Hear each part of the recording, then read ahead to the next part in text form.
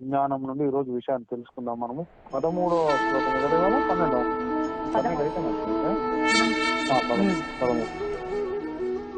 ఓం అజ్ఞానతిమిరాంధస్య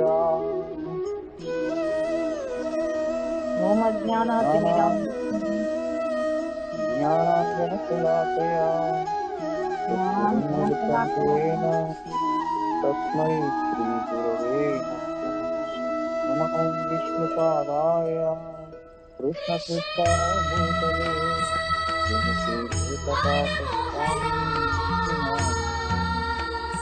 నమో ఆచార్యపాదాయ నితాయ కృపాపరాయ కృపాదామోదాయ జయ శ్రీ కృష్ణ చైతన్య ప్రభు నిత్యానంద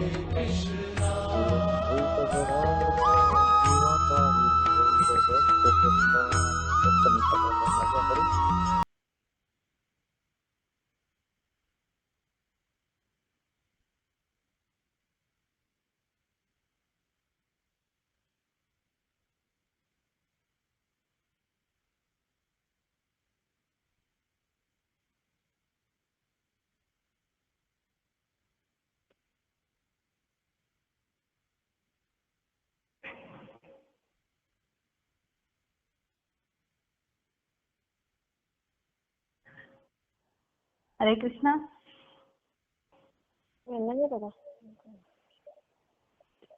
హరే కృష్ణ. భగవద్గీత యథాతథము 9వ అధ్యాయం నుండి 13వ శ్లోకం నుండి విషయాన్ని తెలుసుకుందాం ఈరోజు మనము. దయచేసి చెప్పండి. మహాత్మానస్తు మాం పార్థ మహాత్మానస్తు మాం పార్థ మహాత్మానస్తు మాం పార్థ మహాత్మానస్తు మాం పార్థ దైవీం ప్రకృతిమాశ్రితాః దైవీం ప్రకృతిమాశ్రితాః దైవీం ప్రకృతిమాశ్రితాః దైవీం ప్రకృతిమాశ్రితాః భజంత్యనన్యమనసో జ్ఞాత్వా భజంత్యనన్యమనసో జ్ఞాత్వా భజంత్యనన్యమనసో జ్ఞాత్వా భజంత్యనన్యమనసో జ్ఞాత్వా భూతాదిమవ్యయం భూతాదిమవ్యయం భూతాదిమవ్యయం భూతాదిమవ్యయం. ఓ పృథతనయ, ఓ పృథతనయ, మోహితులు కానట్టి మోహితులు కానట్టి మహాత్ములు మహాత్ములు దైవీ ప్రకృతి రక్షణలో ఉంటారు. వారు నన్ను ఆది అయిన అవ్యయుడైన భగవంతునిగా ఎరిగి ఉన్న కారణంగా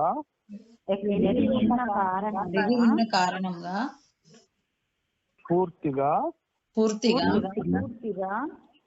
భక్తియుత సేవలో నెలకొంటారు. దీనికి భాష్యము ప్రతిపదార్థం జగద్గురు పూజ్య శ్రీ ఏసీ భక్తి వేదాంత స్వామి శ్రీల ప్రపాదుల వారి ద్వారా శ్రీల ప్రపాదికి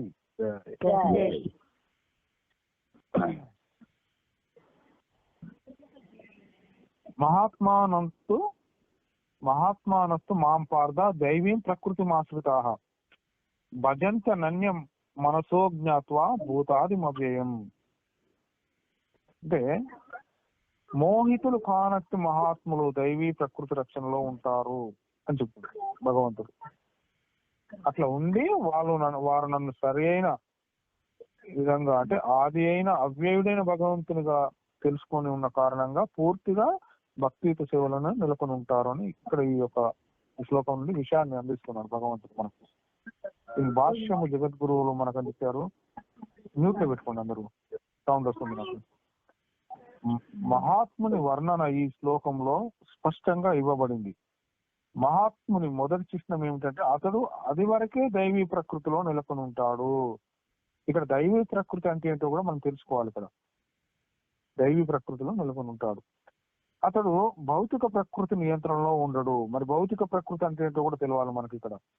అంటే మనం దైవీ ప్రకృతి ఆధీనంలో ఉంటే భగవంతుని పర్యవేక్షణలో ఉన్నట్టు, భౌతిక ప్రకృతి నియంత్రణలో ఉంటే మీ యొక్క మాయాదేవి పర్యవేక్షణలో ఉన్నట్టు. ఇది మనం అర్థం చేసుకోవాలి. ఇది ఎలా సాధ్యపడింది? ఇక్కడ దేవదేవుడు అయిన శ్రీకృష్ణునికి శరణుదొచ్చిన వాడు శీఘ్రమే భౌతిక ప్రకృతి నియంత్రణ నుండి ముక్తుడవుతాడని మనకు 7వ అధ్యాయంలో ఈ విషయం వివరించబడింది.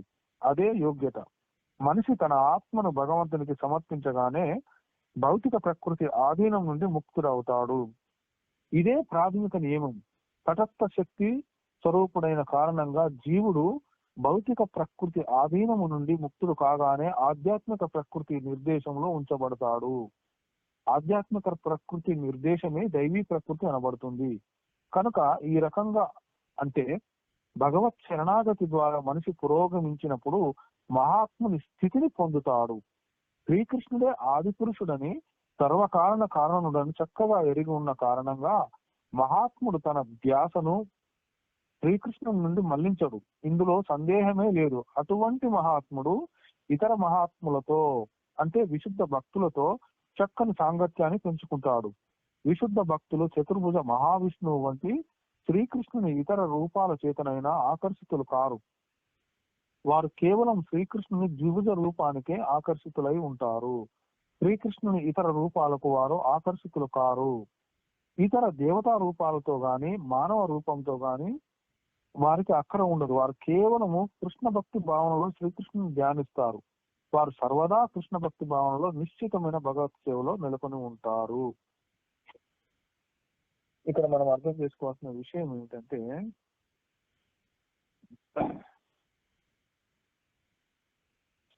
దైవీ ప్రకృతి అనేది మనం తెలుసుకోవాలి ఫస్ట్. భౌతిక ప్రకృతి మళ్ళీ ఇక్కడ ఆధ్యాత్మిక ప్రకృతి అని కూడా ఉంది. ఆధ్యాత్మిక ప్రకృతి నిర్దేశమే మనకు దైవీ ప్రకృతి అనబడుతుందని చెప్పడం కూడా జరిగింది అన్నట్టు. అంటే భగవంతుడు మనం గత శ్లోకాలలో చెప్పుకున్నాము, నిమ్న శ్రేణికి చెందిన మూడులు అసుర స్వభావం కలిగిన మనుషులను కోసం మనకు ఈ గత శ్లోకాలలో వివరించండి. మనకు తెలుసుకున్నాం 11-12 శ్లోకాలలో అనుకుంటా. ఈ శ్లోకంలో వాళ్ళకంటే విలక్షణమైన అంటే ఉత్తమ శ్రేణికి చెందినటువంటి దైవ ప్రకృతి కలిగినటువంటి మహాత్ములను గురించి మనకు వివరిస్తాండి ఇక్కడ ఈ శ్లోకం ద్వారా. దైవీ ప్రకృతి అంటే సాత్విక గుణయుక్తమై ఉండేది, భగవత్పరమైన స్వభావాన్ని కలిగి ఉండేది అంటే దైవ ప్రకృతి అని అంటారు దీన్ని. ఇది భగవత్ ప్రాప్తిని కలిగిస్తుంది మనకు. దైవ ప్రకృతి కలగ వాళ్ళ యొక్క గుణాలు మనకు తెలుసుకోవాలి ఫస్ట్. దైవ ప్రకృతి కలిగిన వాళ్ళ యొక్క గుణాలు ఎట్లా ఉంటాయి అనేది కూడా మనకు అర్థం కావాలి ఇప్పుడు. ఎందుకంటే ఆ గుణాల యొక్క గొప్పతనం ఏంటిది అని మనకు తెలిసినప్పుడు మనము ఈ యొక్క లోతుకి వెళ్ళిపోయి మనం అర్థం చేసుకోగలుగుతాం. దైవభక్తి కలిగినటువంటి దైవీ ప్రకృతిలో ఉన్నటువంటి వాళ్ళ గుణాలు ఎన్ని రకాలు ఉంటాయి అంటే మనకు దాదాపుగా ఒక 20 వరకు ఉంటాయి సుమారుగా వాళ్ళ గుణాలు. మరి ఏంటి ఈ యొక్క గుణాలు అంటే వాళ్లకు దైవీ ప్రకృతి కలిగిన వాళ్లకు నిర్భయత్వం ఉంటుంది ఫస్ట్ది. రెండవది ఏంటిది స్వీయ స్థితి పవిత్రీకరణ. అంటే నిర్భయత్వం అంటే భయం లేకుండా ఉండే స్థితి అంటారు దాన్ని. స్వీయ స్థితి అంటే స్వీయ స్థితి యొక్క పవిత్రీకరణ అంటే మనం ఉన్న స్థితి నుండి ఇంకొంచెం పవిత్రీకరించుకుంటూ ముందుకెళ్లే స్థితి. ఆధ్యాత్మిక జ్ఞాన సాధన, ఆధ్యాత్మికంగా ఆ సాధన చేసే స్థితిలో ఉండాలి. దానము చేసే ప్రవృత్తి కలిగి ఉంటారు. ఆత్మ నిగ్రహాన్ని కలిగే ప్రవృత్తి కలిగి ఉంటారు. యజ్ఞాచరణాన్ని చేసే స్థితిలో ఉంటారు వీళ్ళు. యజ్ఞాచరణం అంటే ఏంటిది? మనకు ఉన్నటువంటి నామజప యజ్ఞాన్ని నిత్యం ఆచరించే స్థితిలో ఉంటారు వీళ్ళు. వేదాధ్యయనం అంటే వైదిక గ్రంథ పఠనం, ఇవి మనం పఠించేటివన్నీ అవే అన్నట్టు. తపస్సు అంటే మనకి ఏవైతే ఆ నియమ నిబంధనలు ఇస్తారో వాటిని నిత్యం ఆచరించడం ఇది ఒక తపస్సు అన్నట్టు. సరళత్వం, వాళ్ళు చాలా సాఫ్ట్ గా ఉండే భావాన్ని కలిగి ఉంటారు. అహింస, హింసను చేయకుండా అహింస భావనతో ఉంటారు వీళ్ళు. సత్యసంధత, సత్యసంధత అంటే వీళ్ళు ఆ సత్యాన్ని ఆశ్రయించి ఉండే స్థితిలో ఉంటారు వీళ్ళు. అర్థమైందా? ఆ తర్వాత క్రోధరాహిత్యాన్ని కలిగి ఉంటారు. క్రోధరాహిత్యం అంటే ఏమిటి? క్రోధరాహిత్యం అంటే కోపం లేకుండా ఉండే స్థితిని క్రోధరాహిత్యం అంటారు. ఇది మనకు అర్థం కావాలి. అట్లనే త్యాగం, త్యాగం అంటే ఏంటి? దేన్ని పట్టుకొని ఇది నాది కాదు అనుకుంటా దేన్నైనా మనం త్యాగం చేసే స్థితిలో ఉండే స్థితి అన్నట్టు ఇది త్యాగం అంటారు. ఇది త్యాగం అంటారు. ఆ తర్వాత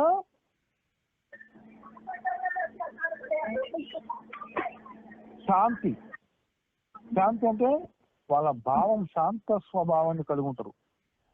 నెక్స్ట్ అదోష దృశ అంటే తప్పులు పట్టడానికి విముఖతను కలిగి ఉంటారు. వాళ్ళు ఎదుటి వ్యక్తులలో లోపాన్ని చూడడంలో విముఖతను కలిగి ఉంటారు అన్నట్టు.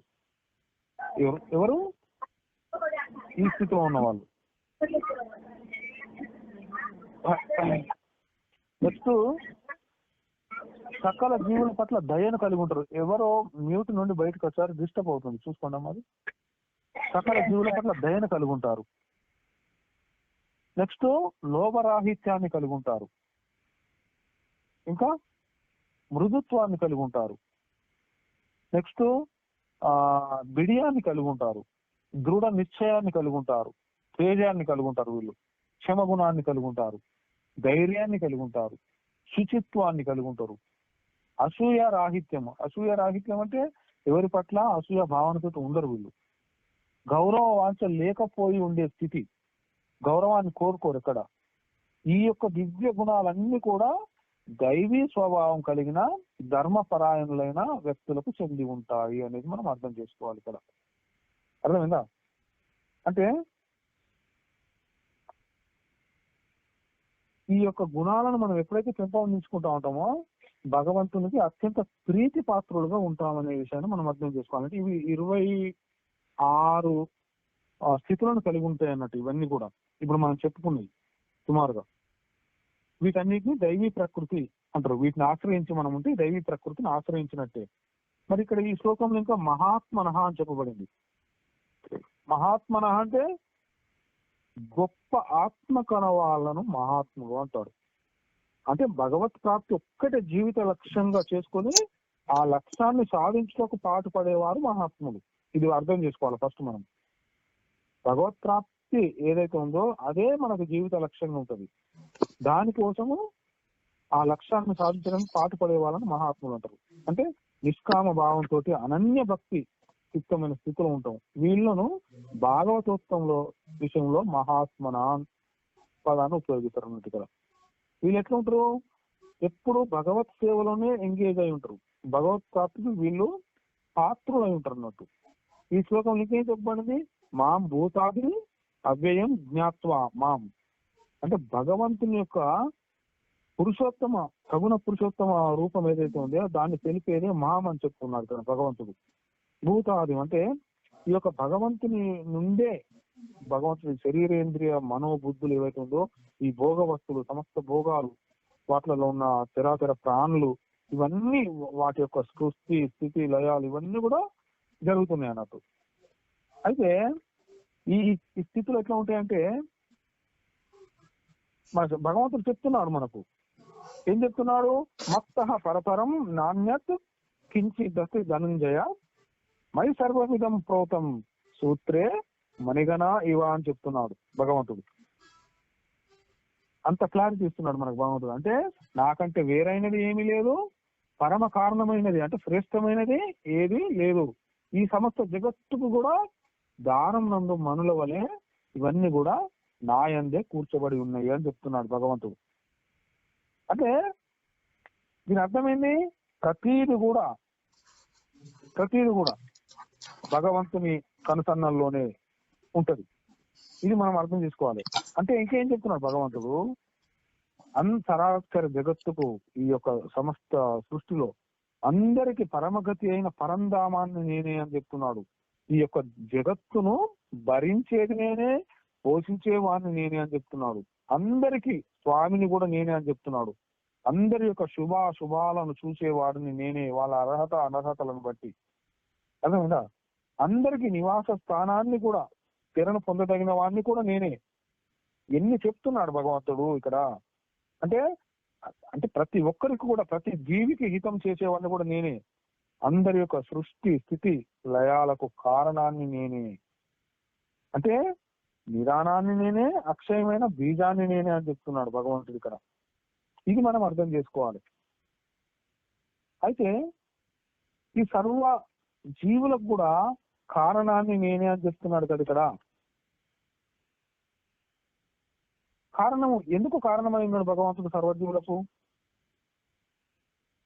ఇది ఒక లీల, భగవంతుడి యొక్క లీల. అందుకనే సర్వజీవులకు కారణాన్ని నేనే అంటున్నాడు ఇక్కడ భగవంతుడు.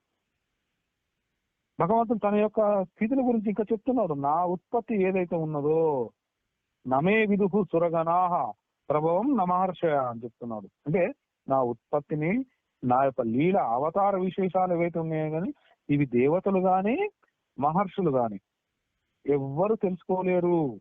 ఎందుకు అంటున్నాడు. మాదిరి దేవానాం మహర్షీనం చ సర్వశ అంటున్నాడు భగవంతుడు. అంటే ఎందుకంటే నేను అన్ని రకాలుగా ఆ దేవతలకు, ఆ మహర్షులకు కూడా, అందరికి కూడా, వాళ్ళ పుట్టుకకు అన్నిటి కూడా మూలకారకుడిని నేనే అయి ఉన్నాను. సమస్త దేవతలు అంటున్నాడు భగవంతుడు ఇక్కడ. సమస్త దేవతలందరికీ కూడా వాళ్ళ ఉనికికి కూడా మూల కారణం నేనే అంటున్నాడు. అందుకని భగవద్గీతలు ఇంకో దగ్గర చెప్తున్నాడు. ఏమని చెప్తాడు? నువ్వు ఏ ఏ రకాలుగా ఏ ఏ రూపాలతో నన్ను ఆరాధిస్తావో ఆయా రూపాల పైన నీకు భక్తిని, ప్రేమను కలిగిస్తాను. ఆ రూపాల ద్వారానే నిన్ను అనుగ్రహిస్తాను అంటున్నాడు భగవంతుడు. ఒకసారి నువ్వు దుర్గాదేవిని పూజించవచ్చు, శివుడిని పూజించవచ్చు, బ్రహ్మని పూజించవచ్చు, ఇంకా వేరే ఇతర ఏ దేవతలైనా పూజించవచ్చు. ఆయా రూపాల పట్ల నీకు ఇంట్రెస్ట్ అంటే ఇష్టాన్ని కలిగించే వాడిని నేనే. ఆయా రూపాలను ఆరాధిస్తే ఆ రూపాల ద్వారా నిన్ను అనుగ్రహించేది కూడా నేనే. అంటే ఆ దేవతలు నిన్ను అనుగ్రహించాలంటే నేనే వాళ్ళకు అనుమతి ఇచ్చి నిన్ను అనుగ్రహింప చేయాలి అని చెప్తున్నాడు. ఎంత క్లారిటీ ఇస్తున్నాడు భగవంతుడు చూడు. ఇది క్లారిటీ అంటే. అంటే ఇంకా భగవంతుని యొక్క గొప్ప స్థితిని మనం తెలుసుకోవాలంటే ఇంకా మనం లోతుకు వెళ్తే ఇంకా ఏమేమి ఉన్నాయి స్థితులు భగవంతుని యొక్క?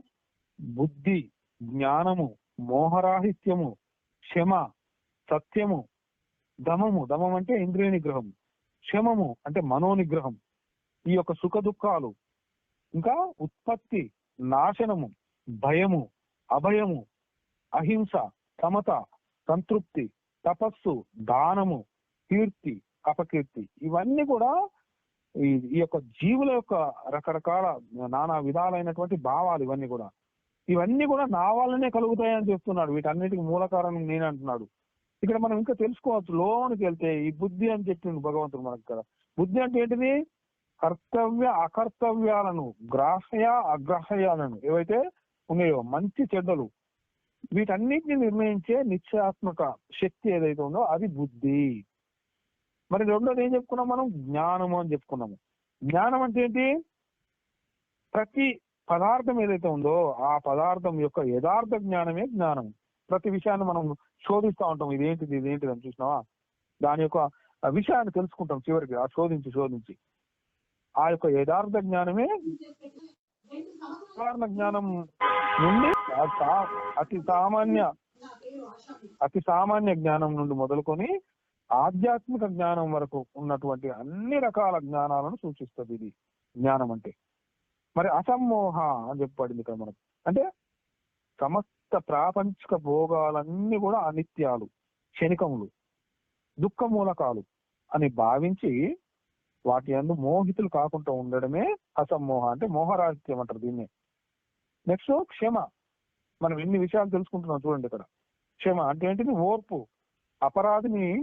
ఈ అపరాధి ఎవరైతే ఉంటారో వాళ్ళను శిక్షించే శక్తి సామర్థ్యాలు మనకున్నా కూడా ఎట్లయితే శిక్షింపకుండా మనం ఉంటామో దాన్ని క్షమ అని అంటారు. అంటే కష్టాలకు, దుఃఖాలకు తట్టుకోగల సామర్థ్యం కూడా క్షమే అని కూడా చెప్పబడుతుంది మనకి ఇక్కడ. నెక్స్ట్ సత్యము.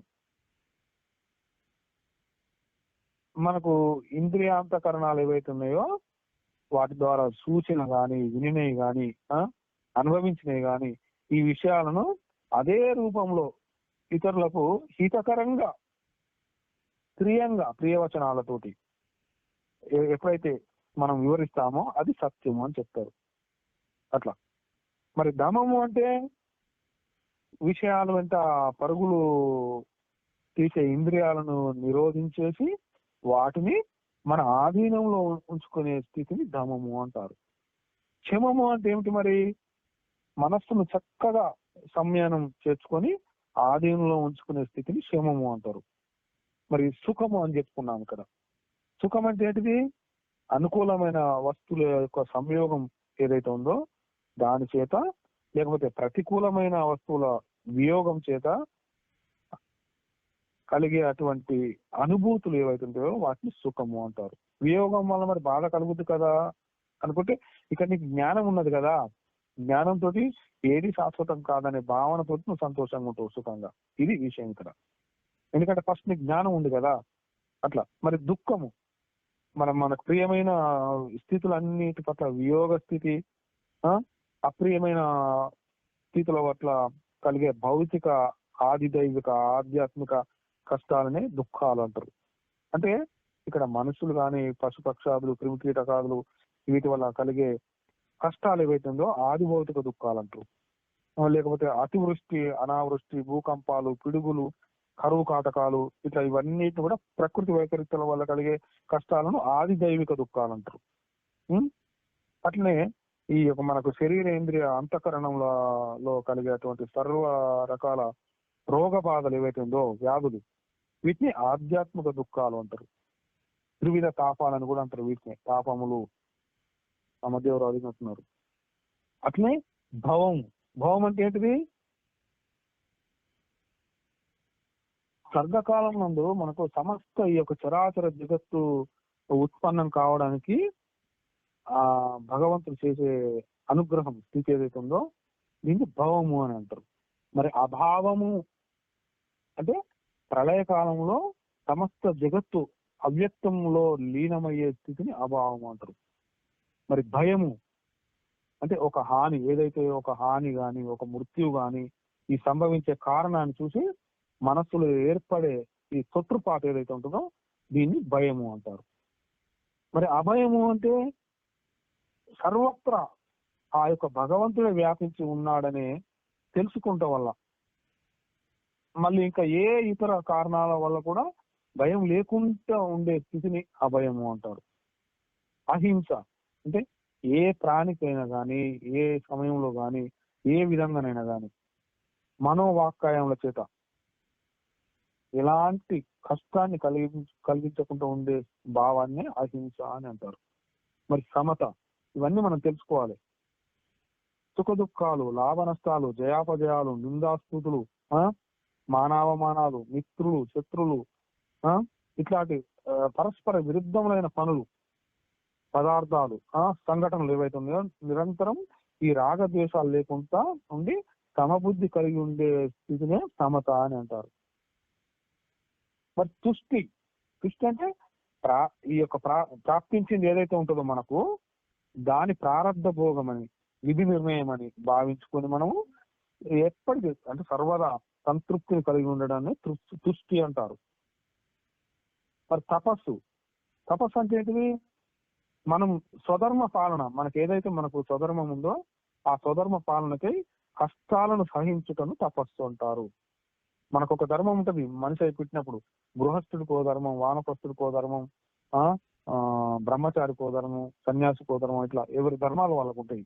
వాటిని ఆచరించడమే తపస్సు అంటారు.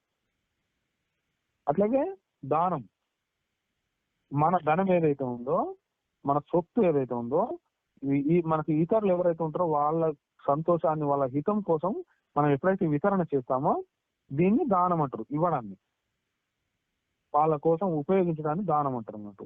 మరి యశము అంటే ఏంటిది? కీర్తి, పేరు, ప్రతిష్టలు. అపయశము అంటే అపకీర్తి, అప్రతిష్ట, అపనిందలు. ఇవన్నీ కూడా మనం అర్థం చేసుకోవాల్సిన విషయాలు.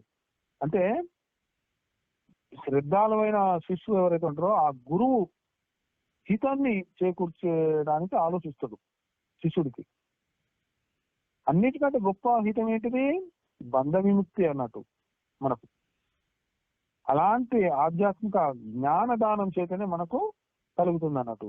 అందుకని మనకు అర్జునుడికి ఆ అత్యంత హితమైనటువంటి స్థితిని చేకూర్చాలని ఆలోచించి భగవంతుడు ఈ విషయాలన్నీ ఎక్స్ప్లెయిన్ చేస్తాడు అన్నట్టు భగవంతుడు. అట్లా అంటే భగవంతుడు వచ్చేసి ఇంకా తన గొప్పతనాన్ని మహర్షయ సప్త పూర్వే చత్వారో మనవస్తదా మద్భావా మనసా జాత ఏషాం లోక ఇమాహ ప్రజాహ అని చెప్తున్నాడు భగవంతుడు. అంటే ఆ యొక్క గొప్పతనాన్ని మనం అర్థం చేసుకోవాలి. అంటే సప్త మహర్షులు, వాళ్ళకంటే పూర్వులైన వాళ్ళు ఎవరు? సనకాది మహర్షులు నలుగురు, ఇంకా తర్వాత స్వయంభువాది చతుర్థ మనువులు, వీళ్ళందరూ కూడా నా యందు భక్తి భావం కలవారయ్యే ఉన్నారు. నా సంకల్పం వల్లనే జన్మించింది వీళ్ళంతా కూడా. ఈ జగత్తులోని సమస్త ప్రాణులు కూడా వీరి సంతానమే అని చెప్తున్నాడు. మరి సప్త మహర్షులు ఎవరు? సప్త మహర్షులు ఎవరు తెలియాలి కదా మనకు. మరీచి, అంగీరసుడు, అత్రి మహర్షి, పులస్తుడు, పులహుడు, కత్రువు, వశిష్ఠుడు, ఈ 7 సప్త మహర్షులు. వీళ్ళు బ్రహ్మ మానస పుత్రులు, వీళ్ళు వేదవేత్తలు, వీళ్ళు అంటే వేద ధర్మ ప్రవర్తకులు, అంటే ప్రకృతి మార్గ సంచాలకులు, అంటే ప్రజాపతి కార్యాలు ఏవైతే ఉన్నాయో ధర్మాలను ఇవన్నీ కూడా ఆచరిస్తారు వీళ్ళందరూ కూడా. వీళ్ళ నుండే వంశములన్నీ కూడా వృద్ధి చెందినవి. మనకు ధర్మ వ్యవస్థ సుప్రతిష్టమైంది వీళ్ళ నుండే. మరి మనువుల కోసం చెప్పిండు భగవంతుడు, చతుర్దశ మనువులు అని చెప్పిండు. అర్థమైందా? చతుర్దశ అంటే ఎన్ని? 14 మంది మనువులు. అంటే బ్రహ్మ యొక్క దినకాలం ఏదైతుందో దాని ప్రమాణంగా, అంటే ఒక పగటి కల్పంలో 14 మంది మనువులు ఉంటారు. ప్రతి మనువు కూడా అధికార కాలము ఒక మనువంతరం అంటారు దాన్ని. ఒక మన్వంతరానికి 71 మహాయుగాలు. అట్లా 38,84,48,000 సంవత్సరాలు అయితే ఈ మహాయుగాలు. ప్రతి మన్వంతరంలోనూ ధర్మ వ్యవస్థను నిలపడానికి మళ్ళీ ఈ లోకరక్షణకు తోడ్పడ్డ వేరు సప్తర్షులు ఉంటారు. అంటే ఒక మన్వంతరం తరిచిన తర్వాత ఆ మనువుతోటి సప్తర్షులు, దేవతలు, ఇంద్రుడు మళ్ళీ మారిపోతా ఉంటారు అన్నట్టు. మరి ఇప్పుడు శ్వేత వరాహ కల్పంలో 14 మంది మనువులు ఉన్నారు ఇప్పుడు ఉన్న దాంట్లో. ఈ 14 మంది మనువులు ఎవరు? స్వయంభూ మనువు, స్వారోచిషుడు మనువు, ఉత్తముడు, తామసుడు మనువు, రైవత మనువు, చాక్షుష మనువు, వైవస్వత మనువు, సావర్ణి మనువు, దీక్ష సావర్ణి మనువు, బ్రహ్మ సావర్ణి మనువు, ధర్మ సావర్ణి మనువు, రుద్ర సావర్ణి మనువు, దేవ సావర్ణి మనువు, ఇంద్ర సావర్ణి మనువు. అంటే ఇప్పుడు ప్రస్తుతము ఈ 7వ మనవంతరమైన వైవస్వత మనవంతరము జరుగుతున్నది. ఇందులో వీళ్ళందరూ ఉన్నారు. ఇది మనకు ఈ సబ్జెక్టు పరంగా మనకు అర్థం చేసుకోవాలి కాబట్టి నేను ఈ క్లారిటీ ఇవ్వడం జరిగింది. ఈ శ్లోకంలో మళ్ళీ ఏం చెప్పిండు మనకు? అవ్యయం అంటే భగవంతుడు పుట్టుట గిట్టుట లేని వాడు అని అర్థం చేసుకోవాలి మనం. కేవలము లోక కళ్యాణార్థమే ఈ యొక్క భగవంతుడు లీలా మాంస రూపంలో ప్రకటన అవుతా ఉంటాడు. ఈ యొక్క లోకాలలో అంతర్ధానం అవుతా ఉంటాడు భగవంతుడు. దీన్నే అక్షతుడు, శాశ్వతుడు. అర్థమైందా? పరబ్రహ్మ, పరమాత్మ అంటారు దీన్నే. సమస్త జీవులన్నీ కూడా అంతరించిన కూడా భగవంతుడు శాశ్వతంగా ఉంటాడు అనే విషయాన్ని మనం అర్థం చేసుకోవాలి. మరి సమస్త భూతాలంటే ఏంటి? ఈ జీవుల చరాచర జీవులన్నీ కూడా అంతరించిన ఈ భగవంతుడు శాశ్వతంగా ఉంటాడనే విషయం మనం అర్థం చేసుకోవాలి. అనన్య మనః భజంతి, మహాభక్తుల మనస్సులు భగవద్ విషయంలో రమిస్తూ ఉంటాయి. అంటే ఏ ఇతర విషయాల్లో కూడా అవి రమించవు. ఈ యొక్క భక్తులు ఒక క్షణం మాత్రం కూడా భగవంతుని యొక్క వియోగాన్ని తట్టుకోలేరు.